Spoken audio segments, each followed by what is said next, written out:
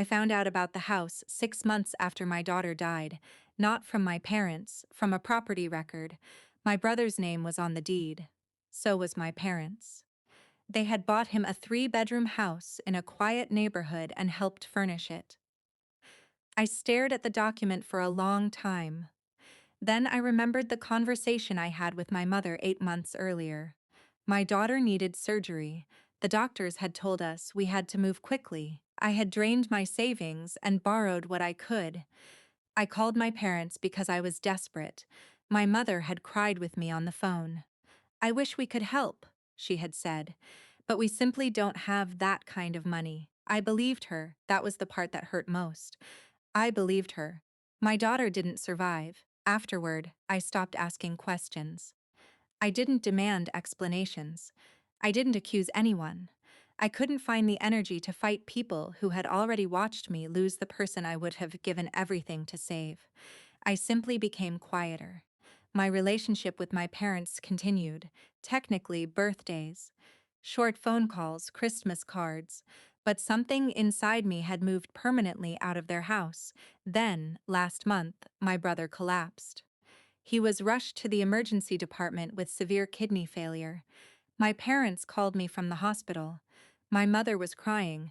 My father kept saying, "They'll fix him." I went because, despite everything, he was still my brother. When I reached the hospital, I found them sitting together beneath the harsh waiting room lights. My mother looked at me. For 1 second, neither of us spoke. Then she said, "He's very sick." "I know." The attending physician came out later with a chart in his hand. He explained that my brother's kidneys had deteriorated badly. Dialysis would keep him stable temporarily, but he would likely need a transplant. My mother immediately looked at me. I knew that look. It was the same expectation I had spent years trying to forget, the doctor continued. "He needs a kidney donor." My mother's hand shot toward my father's arm. She grabbed it so hard that her fingernails dug through his sleeve. My father winced. Neither of them looked at me. The doctor glanced between us. "If you're considering a family donor," he said, "we'll need to begin testing. But nobody is obligated to donate, and suitability is determined medically. Family pressure cannot be part of that decision." The room became very quiet. My mother finally whispered, "She's his sister." The doctor nodded.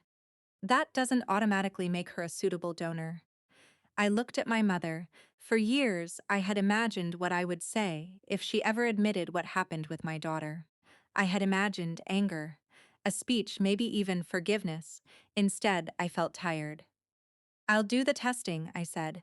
My mother's face changed, not relief, fear, because she suddenly understood that I wasn't promising anything.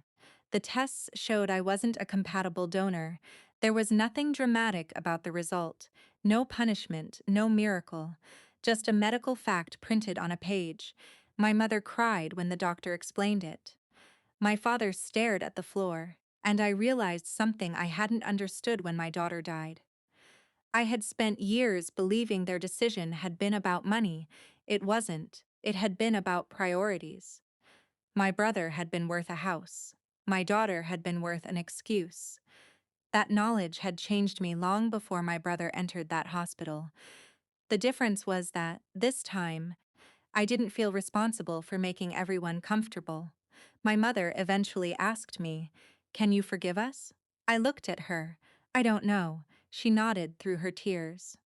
It was the first honest answer we'd shared in years. My brother eventually received treatment and survived the immediate crisis. I visited him once. We sat quietly. He didn't defend my parents. He didn't ask me to forgive them. He only said, "I didn't know." I believed him. And somehow that was almost harder. When I left the hospital, I didn't feel victorious. My daughter was still gone. The house still existed. The past had not been corrected. But for the first time, I understood that I could love my family without volunteering to disappear inside their needs. My parents had made their choice years ago.